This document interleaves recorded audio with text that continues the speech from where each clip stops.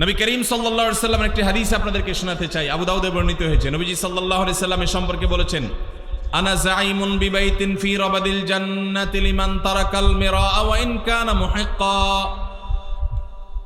যে ব্যক্তি কোথাও ঝগড়া এড়ায় চলবে। কি এড়ায় চলবে ভাই? ঝগড়া।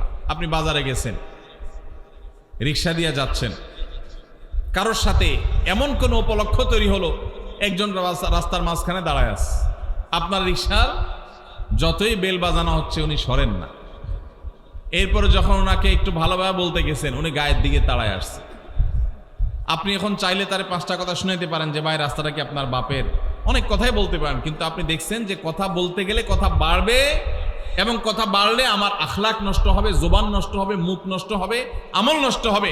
এই জন্য আমি নিজে সত্যের উপর আছি, সে অন্যায় করতেছে এটা জানার পরও আমি তার সাথে ঝগড়া না করে মুখটা আরেক দিকে ফিরে আসতে বের হয়ে চলে আসলাম। নবীজি বলেছেন, এই কাজটা যারা নিয়মিত করতে পারবে, যারা এই কাজটা করবে, এই গুণ যারা অর্জন করবে, তিনি বলেছেন জান্নাতের এক পাশে তার জন্য একটা প্রাসাদের দায়িত্ব আমি নিলাম। আল্লাহু আকবার। আল্লাহ তাআলা আমাদের সবাইকে ঝগড়া বিবাদ এড়াবার তৌফিক দান করুন।